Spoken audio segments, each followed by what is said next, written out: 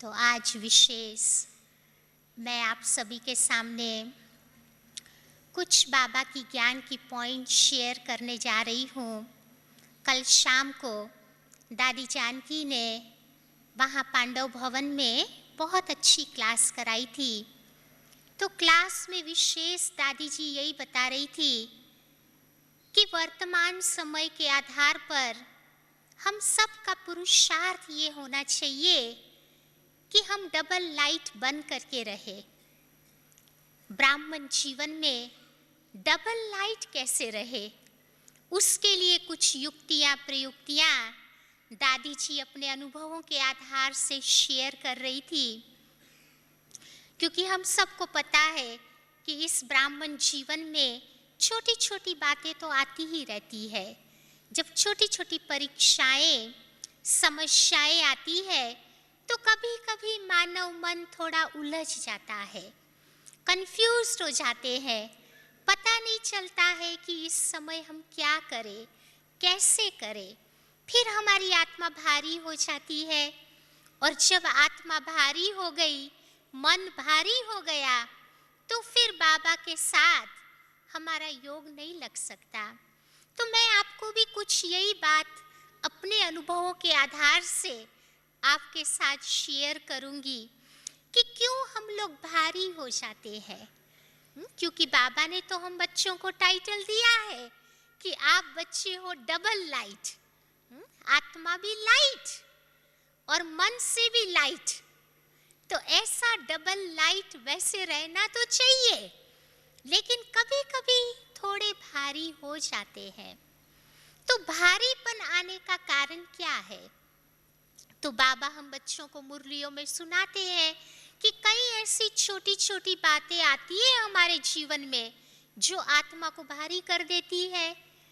तो एक बार बाबा ने बताया था कि देखो, जब हमारे जीवन में स्वमान की कमी होती है तो भी हमारी आत्मा के अंदर वो खुशी नहीं रहती है। कभी कभी इस ब्राह्मण जीवन में आप देखो, एक व्यक्ति है, बहुत अच्छा पुरुषार्थ कर रहा है, उसमें बहुत सारी विशेषताएं हैं, बहुत आगे बढ़ रहा है। तो दूसरा व्यक्ति है, वो उस व्यक्ति के साथ अपने आप को कंपेयर करेगा और सोचेगा कि देखो, बाबा ने उसमें इतनी सारी विशेषताएं भरी है, मेरे में तो कुछ भी नहीं है। पता नहीं बाबा ने मेरे को क्यों चुना है। तो कभी कभी कंपैरिजन और कंपटीशन, ये दोनों चीजों के कारण हमारा सुमान कम हो जाता है। और जैसे ही सुमान कमती हुआ तो फिर जीवन में उदासी आ जाएगी, मायूसी आ जाएगी, फिर हमारी आत्मा भारी हो जाएगी। क्योंकि वेस्ट थॉट चलेंगे, संकल्प चलेंगे, उससे आत्मा भारी हो जाती है। तो ऐसी सिचुएशन में हम क्या करें? तो बाबा हम बच्चों को युक्तियां बताते हुए कहते हैं कि अपने स्वमान को हमें बढ़ाना चाहिए। स्वमान को बढ़ाने के लिए बेस्ट तरीका वो है कि हम ज्ञान का मंथन करें। कहते हैं ना कि जितना जितना आप ज्ञान का मंथन करोगे ना, तो ज्ञान की शक्ति आत्मा को पावरफुल बना देगी। जैसे बाबा कई बार उदाहरण देते हुए कहते हैं कि जब दूध को मथते हैं ना तो मक्खन निकलता है, लेकिन पानी को मथेंगे तो क्या निकलेगा? कुछ भी नहीं, टाइम एनर्जी वेस्ट हो जाएगी। तो उसी प्रकार से ज्ञान का मनन चिंतन करना, अर्थात बाबा की मुरली तो हम सभी रोज पढ़ते हैं, परंतु जो मुरली की मेन पॉइंट्स है, उन्हीं पॉइंट्स का मनन चिंतन सारा दिन चलता रहे, तो ये ज्ञान की शक्ति आत्मा के सुमान को ठीक रखेगी। क्योंकि ज्ञान का चर्निंग होगा ना, तो अंदर में शक्ति मिलती रहेगी और हमारा सुमान ठीक रहेगा। कभी कभी बाबा हम बच्चों को ये भी कहते हैं कि जब बाबा की मुरली सुनते हैं तो मुरली में देखो बाबा हम बच्चों को बहुत सारे टाइटल्स देते हैं, तो उन टाइटल्स की स्मृति में रहे कि आज बाबा ने मेरे को कौन सा टाइटल दिया, और सारा दिन आप देखो उस टाइटल के स्वरूप बन करके रहेंगे तो भी हमारा सुमान ठीक रहेगा।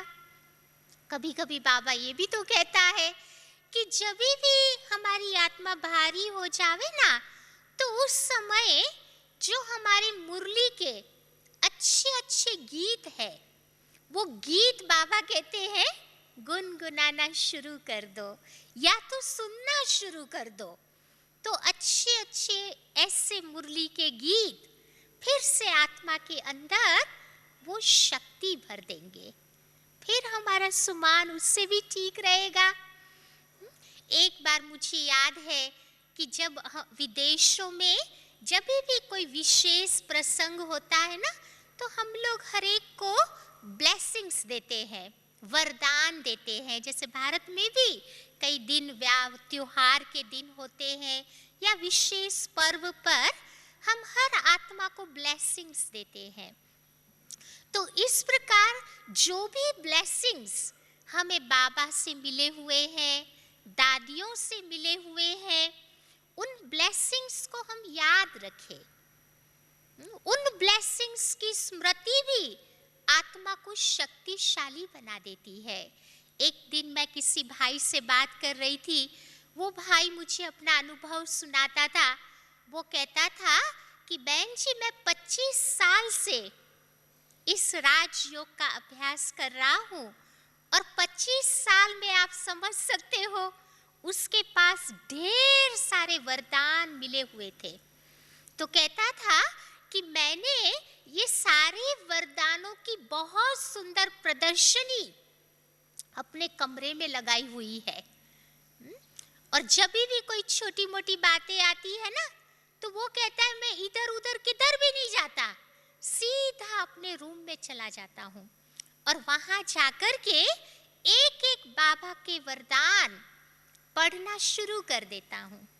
कहता है मेरे को आधा घंटा लगता है सारे वरदान पढ़ने में, और जब पढ़ करके मैं कमरे से बाहर निकलता हूँ ना, तो बहुत खुश होता हूँ। तो ऐसे जैसे बाबा से दादियों से जब वरदान मिलते हैं ना, तो वरदान को भी अच्छी तरह से संभाल के रखे। कभी कभी हम इतना अच्छी तरह से उसको रख देते हैं कि जरूरत के समय फिर वो मिलते ही नहीं है। तो ऐसे रखे ताकि जरूरत के समय वो वरदान हमें काम में आवे। क्योंकि आप देखो वरदान कोई ऑर्डिनरी शब्द नहीं है, ये भगवान के महावाक्य है, बहुत पावरफुल महावाक्य है। तो उन महावाक्यों की स्मृति आत्मा के सुमान को ठीक रखेगी। कभी कभी बाबा हम बच्चों को ये भी कहता है कि जैसे हम मधुबन में आते हैं तो हमारे पास बहुत सारा टाइम होता है, तो हम योग की गहराइयों में ज़्यादा जा सकते हैं, चाहे अपने सेंटर पर चाहे मधुबन में। जब भी आपको योग के अच्छे अच्छे अनुभव जो होते हैं ना, उन अनुभवों की स्मृति भी आत्मा के सुमान को ठीक कर देगी। जैसे दुनिया में भी आप देखो जब लोग नाराज हो जाते हैं, उदास हो जाते हैं, तो क्या करते हैं? थिएटर में जाएंगे, फिल्म देखने जाएंगे, मूवी देखने के लिए जाते हैं ताकि अपने आप को बहला सके। अब हम बाबा के बच्चे कहाँ उधर तो नहीं जाएंगे ना, तो हम क्या करते हैं? ऐसे अच्छे अच्छे अनुभवों को हम याद करते हैं। तो अच्छे अनुभवों की स्मृति आत्मा के सोमान को ठीक रखती है। तो इस प्रकार सोमान को बढ़ाने के लिए इन बातों की ओर हम थोड़ा ध्यान रखेंगे तो हमारा सोमान ठीक रहेगा, जिससे हमारी आत्मा भारी नहीं हल्की होकर के रहेगी, डबल लाइट होकर के रहेंगे। इससे आगे चलते हैं तो कहते हैं इस ब्राह्मण जीवन में क्या होता है, छोटे छोटे जो विकारों के अंश होते हैं ना, वो अंश हमें वह हमारी आत्मा को भारी कर देते हैं। क्योंकि बाबा तो कहते हैं ना, अंश से पूरा वंश हो जाता है। जैसे कि मैं आपको उदाहरण के तौर पर बताऊं कि हम बाबा के पास आते हैं ना, तो जैसे ही बाबा के पास आए, बड़े बड़े विकारों को छोड़ना तो बड़ा आसान हो जाता है, परंतु जो छोटे छोटे विकार है ना, उसके बच्चे, जिसको बाबा पुंगरे शब्द यूज करता है, तो वो पुंगरे कभी कभी जल्दी नहीं जाते हैं। जैसे उदाहरण के तौर पर आपको कहूँ कि बाबा के पास आए, काम विकार को छोड़ना तो बड़ा आसान है, लेकिन कभी कभी थोड़ी थोड़ी कामनाएं रह जाती है, थोड़ा अट्रैक्शन रह जाता है। बाबा के पास आए, दुनिया वालों की तरह तो हम क्रोध कर ही नहीं सकते और होता भी नहीं है, लेकिन कभी कभी थोड़ा थोड़ा हम बॉसी बन जाते हैं, चिड़चिड़ापन आ जाता है, थोड़ा एग्रेसिवनेस आ जाती है, थोड़ा थोड़ा कभी वो रिवेंज ना, बदला लेने की भावना आ जाती है, ईर्ष्या की भावना आ जाती है। तो ये सारे हो गए क्रोध के बच्चे। तो ये बच्चे जल्दी नहीं छोड़ते हैं। फिर उससे आगे चलो तो कहते हैं लोभ। अब दुनिया वालों की तरह हम लोग तो चीजें इकट्ठी नहीं करते हैं, ऐसा लोभ नहीं है, लेकिन फिर भी कुछ कुछ चीजें अच्छी लगती है, चाहना होती है। कहते हैं चाहना व्यक्ति को कभी आगे नहीं बढ़ने देती। फिर मोह, अब ऐसा दुनिया वालों की तरह तो मोह है नहीं, फिर भी कभी कभी मेरेपन की फीलिंग्स अंदर में आ जाती है। जैसे देखो, कोई की कोई चीज गुम हो जाती है तो हमें दुख नहीं होता, लेकिन मेरी कोई चीज गुम हो गई तो दुख होता है ना, क्योंकि मेरेपन के अंदर में फीलिंग्स है। ऐसे अहंकार है, अहंकार वैसे तो नहीं है, लेकिन कभी कभी बातों बातों में मैं और मेरापन आ जाता है, भी मैंने किया, मेरे से ये हो गया। तो ये छोटे छोटे बच्चे हमारी आत्मा को बांध देते हैं, भारी कर देते हैं। तो उसके लिए कौन सी युक्ति यूज करें? तो बाबा हम बच्चों को कहते हैं, जब काम विकार की बात होती है तो अपने मन में हम बार बार ईश्वरीय स्नेह का चिंतन करें कि भाई बाबा का प्यार सच्चा प्यार है। कैसा प्यार है? जो इस देह और देह की दुनिया को बुलाने वाला प्यार है। बाबा का प्यार एक क्षमा पर परवाने बनकर फिदा कराने वाला प्यार है। तो ये जो भगवान के प्यार के महत्व को जब हम समझ जाते हैं ना, तो दुनियावी प्यार से हमारी आत्मा उपराम हो जाती है।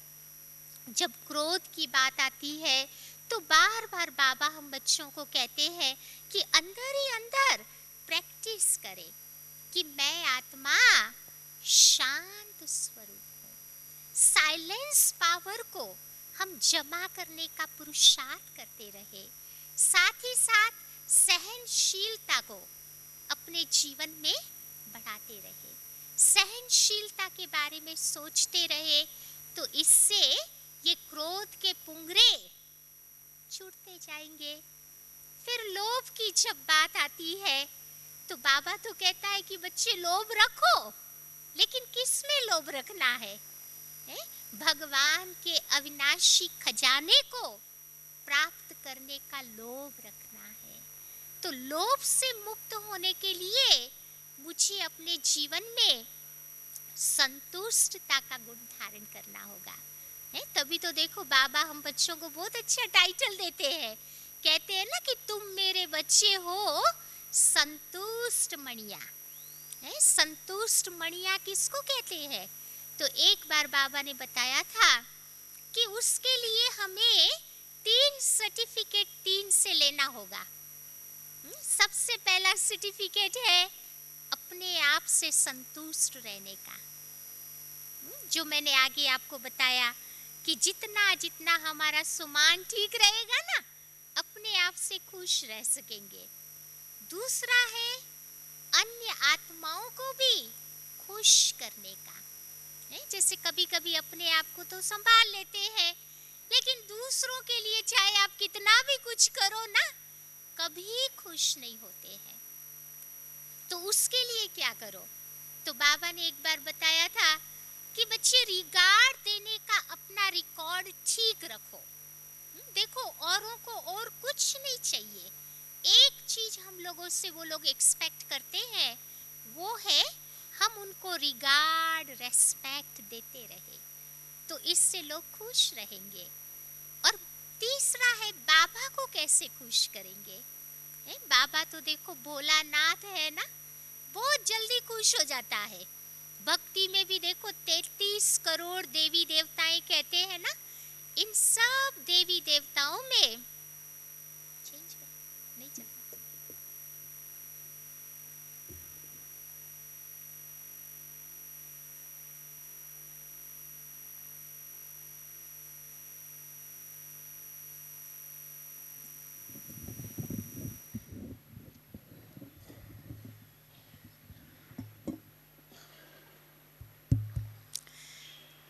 तो जैसे मैं बता रही थी, भक्ति में कहते हैं ना कि 33 करोड़ देवी देवताएं हैं।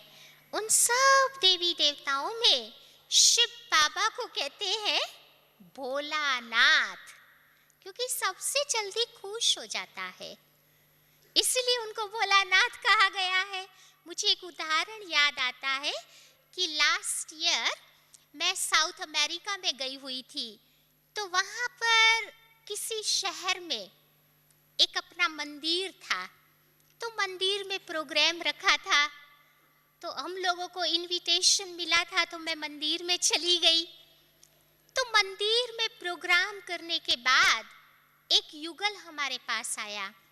वो आकर के कहने लगा कि बहन जी, हमने बहुत अपना सुंदर मकान बनाया है और हमारी बहुत दिल है कि आप हमारे घर आके थोड़ा घूम जावे।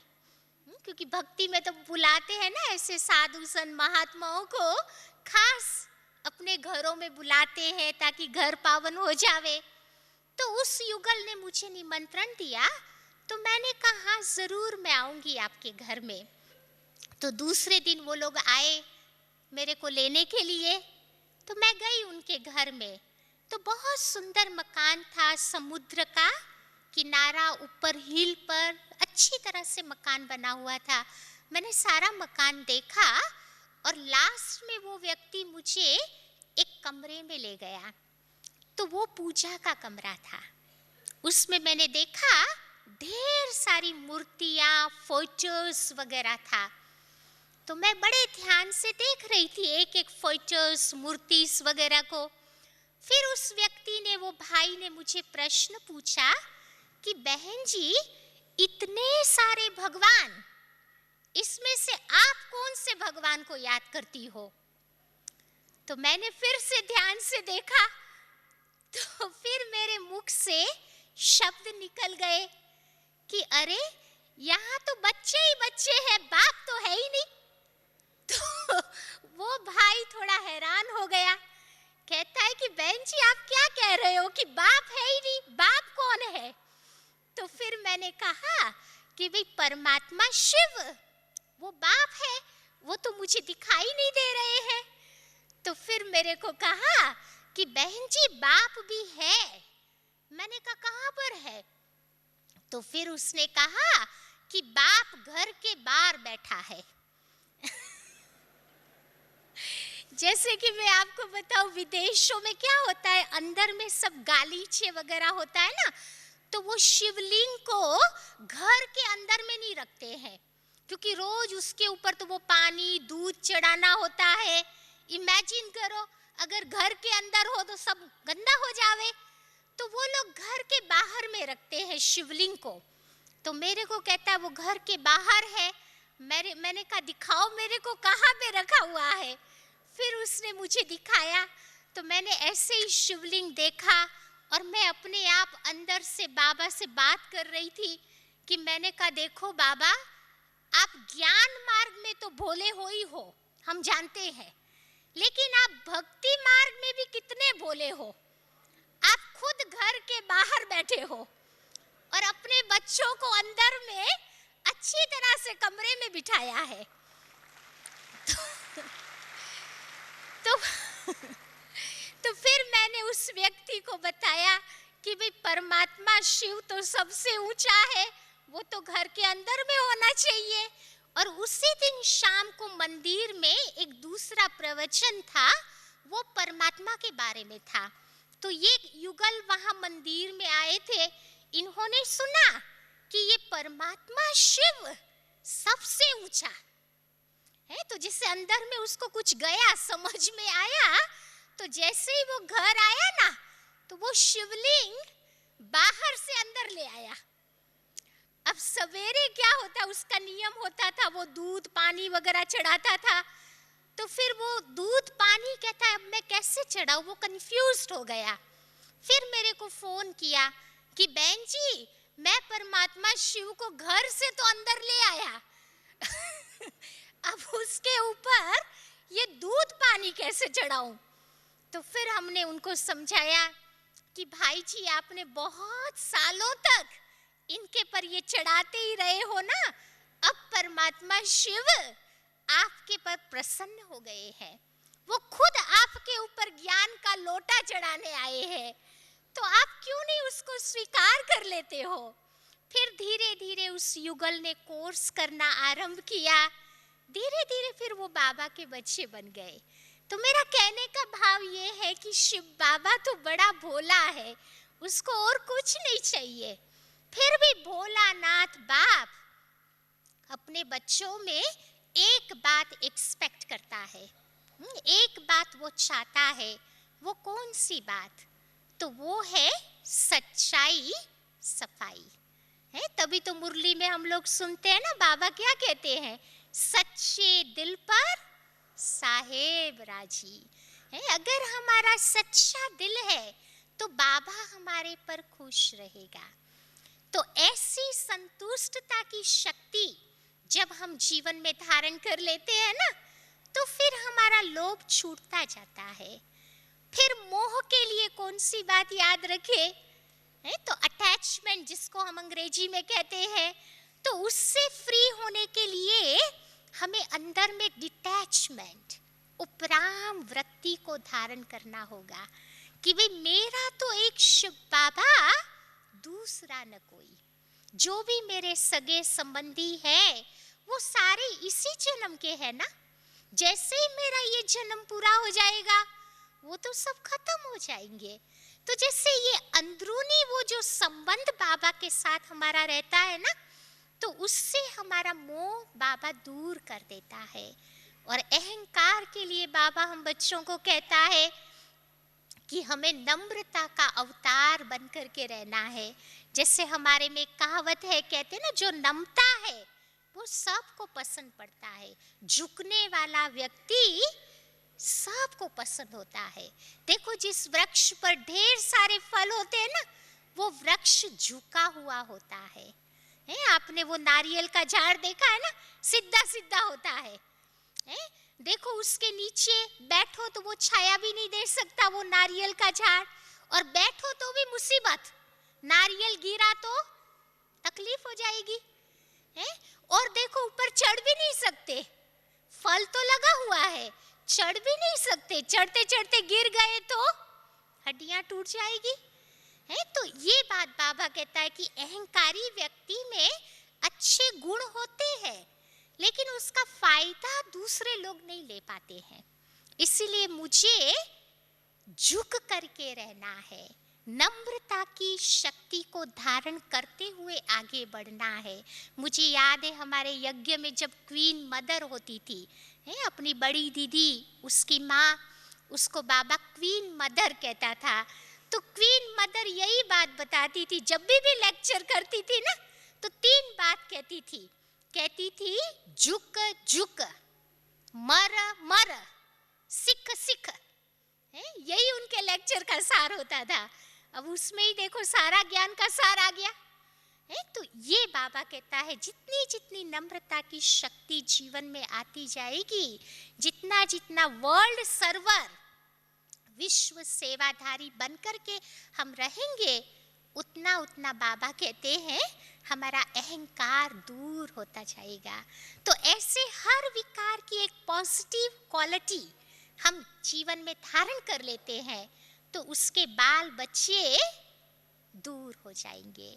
फिर उससे आगे चलते हैं तो कभी कभी बाहर मुक्ता का जो नेचर होता है ना, वो हमारी आत्मा को भारी कर देता है।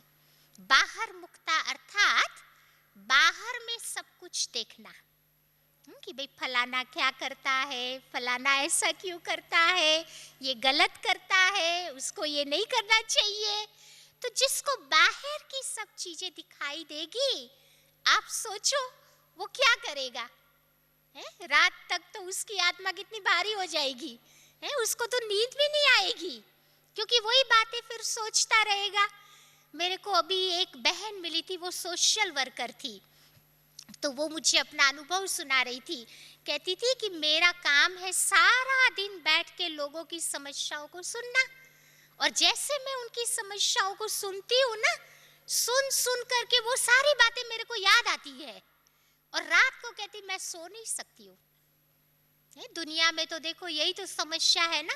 हमारे पास विदेश में एक भाई आया था, तो मेरे को कहता था सिस्टर मैंने पिछले 6 महीने से सोया नहीं है। वो सोने के लिए कुछ गोलियां खाता था, लेकिन आपको पता है कि ये जो सोने की नींद की गोलियां होती है ना, कुछ ही टाइम अफेक्ट करती है, फिर उसका असर नहीं रहता। तो वो मेरे को सुनाता था कि आप बताओ मैं अगर आपके राजयोग का अभ्यास करूं तो कम से कम मैं सो सकूंगा या नहीं। मैंने कहा राजयोग जो भी करता है उसको कभी सोने की समस्या ही नहीं होती। देखो दुनिया वालों को सोने के लिए कितना करना पड़ता, और हम ब्राह्मणों को जागने के लिए कितना करना पड़ता है ना। अलार्म सेट करो कभी बजा नहीं बजा, किसी को बोल के भी सोते हैं, बाबा को भी कह के सोते हैं कि बाबा ये टाइम पे मुझे उठा देना है। तो दुनिया में सोने की समस्या है। ब्राह्मणों को राजयोग के बाद नींद अच्छी आती है। तो फिर मैंने उस भाई को समझाया कि हाँ आप योग का अभ्यास करो, आपको जरूर फायदा होगा। फिर वो हमारे पास आता रहा, उसको मेडिटेशन सिखाते गए। फिर मुझे याद है कि जब 7वें दिन का हम कोर्स करा रहे थे, कोर्स कराने के बाद उसने दूसरे दिन हमें फोन किया और कहा कि बहन जी ये मेरे 6 महीने में ये पहला दिन था जब मैंने साउंड स्लीप किया है, गहरी नींद मेरे को आई। तो ये बात है, कभी कभी क्या होता है कि ये बाहर की बातों को देखते देखते आत्मा भारी हो जाएगी, तो फिर आत्मा सो नहीं पाती है। इसलिए बाबा ने हम बच्चों को बहुत अच्छी युक्ति बताई है। बाबा कहते बच्चे अंतर्मुखी बनो है। तभी तो देखो हमारा एक बहुत पॉपुलर स्लोगन है, बाबा कहते हैं ना अंतर्मुखी सदा सुखी है। कभी कभी ये भी अभ्यास करना चाहिए कि हमारी अंतर में रही हुई आत्मा है उसकी कंपनी को हम एंजॉय करें, कभी साइलेंस को भी एंजॉय करें, एकांत, और उस बाबा की कंपनी को भी हम एंजॉय करें। तो ये दोनों का बैलेंस चाहिए। कभी कभी देखो कई ब्राह्मण्स क्या करते हैं, जब अंतर्मुखी हो जाते तो एकदम अंतर्मुखी हो जाते हैं, कोई से बात नहीं करेंगे, कोई से कुछ नहीं करेंगे। तो ये एक्सट्रीम भी ठीक नहीं है। तो कोई बाहर मुखी होते हैं तो टू मच बाहर मुखी, तो टू एक्सट्रीम्स अच्छी नहीं होती है। कहते हैं ना जिस चीज की अति होती है ना, अति का अंत निश्चित है। इसलिए बाबा ने हम बच्चों को बीच वाला मार्ग सिखाया है। जब हम अपने भाई बहनों के साथ हैं तो उनकी कंपनी को भी बहुत अच्छी तरह से एंजॉय करें, क्योंकि यही तो हमारा असली परिवार है ना। देखो क्लब में एक ही बार तो हम मिलते हैं, फिर साथ साथ रहेंगे, लेकिन यही समय है बाबा हम बच्चों को इकट्ठा करता है। जैसे कभी कभी मुरली में बाबा कहते ना कि सतयुग त्रेता में हम सब लोग एक ही बड़ी शीप में बैठ करके सफर करते थे। फिर धीरे धीरे द्वापर युग आया। जैसे द्वापर युग आया, माया का बहुत बड़ा स्टॉर्म आया, तूफान आया। तो उस तूफान में बाबा के बच्चे देश विदेश में बिखर गए। तो काफी लंबे समय तक हम अलग रहे। अभी संगम युग में बाबा क्या करता है, एक एक बच्चों को ढूंढ ढूंढ के फिर से उस बोट में बिठाता है, ताकि हम सब मिल करके आधा साइकिल साथ साथ जर्नी करें, सफर करें। तो इसलिए बाबा कहते हैं कि ये बैलेंस चाहिए। जब हम अपने भाई बहनों के साथ है, परिवार के साथ है, बहुत उनकी कंपनी को एंजॉय करें, लेकिन जब हम अकेले होते हैं ना, ज़रूरी है कि थोड़ा एकांत का, अपने आप की कंपनी, बाबा की कंपनी को भी एंजॉय करें। तो ये बैलेंस जब जीवन में होता है ना, तो फिर हमारी आत्मा कभी भारी नहीं होगी। उससे आगे चलते हैं तो कभी कभी देखो कईयों का नेचर होता है वरिंग नेचर, चिंता करने की आदत। छोटी छोटी बातों में बैठ के सोचते रहते हैं, सोचते सोचते भी, चिंता करते करते भी हमारी आत्मा भारी हो जाती है। कहते हैं ना कि वो चिता मरे हुए को जलाती है, लेकिन ये चिंता रूपी चिता ऐसी है, जिंदे को ही जला देती है। तभी तो आपको पता हो तो आजकल के डॉक्टर्स हमारे हैं ना, वो कहते हैं कि 3 चीजें हमारे मन और तन के लिए ठीक नहीं है। पता है कौन सी 3 चीजें हैं? कहते हैं too much worry, too much hurry और too much curry. Too much worry माना चिंता। जब बहुत चिंता करेंगे ना, तो उसका हमारे हार्ट पर असर होगा। हार्ट अटैक की बीमारी, हाई ब्लड प्रेशर, ये चिंता के कारण होता है। टू मच हरी करो, जल्दी जल्दी करो, तो क्या होगा? हम गलतियां करते रहेंगे, भूलें होती रहेगी। और टू मच करी खाने से क्या होता है? मसाले खाने से अंदर की जल जाता है। तो इसीलिए हमें ये बैलेंस रखना है। जब भी कोई छोटी मोटी बातें आती है, तो बातों को हमें डोंट केयर करना सीखना है। जैसे दादी गुलजार हमारी यही कहती है ना, कभी कभी क्या होते, बड़ी बड़ी बातें आती है, बातें आती भी है और उसमें अक्ल भी है चले जाने का, लेकिन हम ही लोग हैं उसको पकड़ करके बैठ जाते हैं। इसलिए दादी कहती थी कि जब भी कोई बातें आवे, तो उस समय बाबा के साथ हम कंबाइंड बन जावे, शिव शक्ति बन जावे।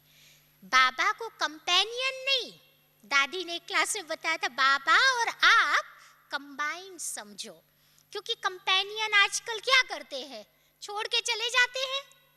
तो बाबा को कंपेनियन नहीं समझो, परंतु कंबाइंड समझो कि मैं और बाबा, तो तीसरा कोई आ नहीं सकेगा। तो इससे वो बाबा से आत्मा को शक्ति मिलती रहेगी। और ये चिंता करने का जो है ना स्वभाव, वो हमारा ठीक होता जाएगा। मुझे याद है कि एक बार, पता नहीं, याद नहीं आ रहा, मैं कोई देश में थी, तो वहाँ का पेपर मैंने पढ़ा, तो न्यूज़पेपर में लिखा हुआ था कि कोई डॉक्टर था, बहुत बड़ा सर्जन था उस देश का, तो उसको उस दिन उसके घर में कुछ डिबेट, आर्ग्यूमेंट हो गया उसकी वाइफ के साथ। तो पूरा वो दिन उसके लिए बैड डे था ना, बुरा दिन था। अंदर में बहुत संकल्प विकल्प उसके चलते थे, और उसी दिन उसको बहुत इम्पोर्टेंट ऑपरेशन करना था। अभी ऑपरेशन तो बुक था, वो ना नहीं कर सकता था, उसको करना ही था क्योंकि वेटिंग लिस्ट लंबी थी। तो ये डॉक्टर ऑपरेशन थिएटर में चला गया। वहां जाकर के जिस पेशेंट का ऑपरेशन करना था, वो कुछ गले का ऑपरेशन था, लेकिन अंदर में वो संकल्प विकल्प इसके बहुत चलते थे। तो वही बैड स्टेट ऑफ माइंड में उसने ऑपरेशन करना शुरू कर दिया। तो ऑपरेशन करते करते अचानक उससे गलत कोई नस कट गई है। तो वो जो पेशेंट था वो तो बेचारा वही ऑपरेशन थिएटर में उसी टेबल पे मर गया है। तो पूरा आर्टिकल लिखा हुआ था पेपर में।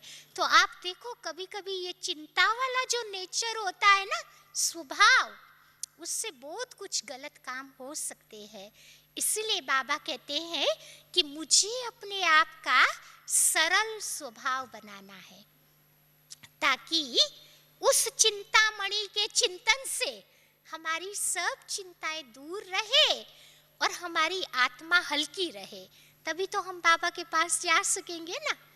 उससे आगे चलते हैं तो कभी कभी क्या होता है कि वो डेफमेशन आती है।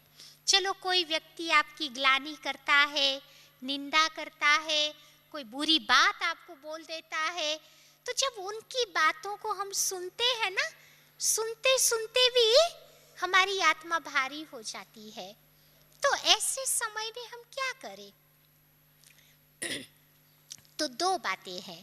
पहले तो देखना चाहिए कि जो व्यक्ति मेरी ग्लानि कर रहा है वो ग्लानि राइट है या नहीं। अगर राइट है तो मुझे उस व्यक्ति को थैंक्स बोलना चाहिए है, क्योंकि कभी कभी अपनी गलतियां हमें नहीं दिखाई देती है। जब कोई व्यक्ति हमें पॉइंट आउट करता है ना, तब समझ में आती है।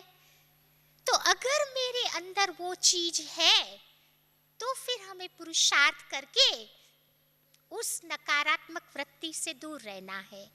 दूसरी बात, चलो अगर मैं कुछ भी नहीं करती हूँ, सब कुछ ठीक है, फिर भी कोई व्यक्ति आपको गाली देता है या कुछ उल्टा सुल्टा बोलता है, तो उस समय बाबा कहते हैं कि मन में वो नकारात्मक विचार नहीं लाओ।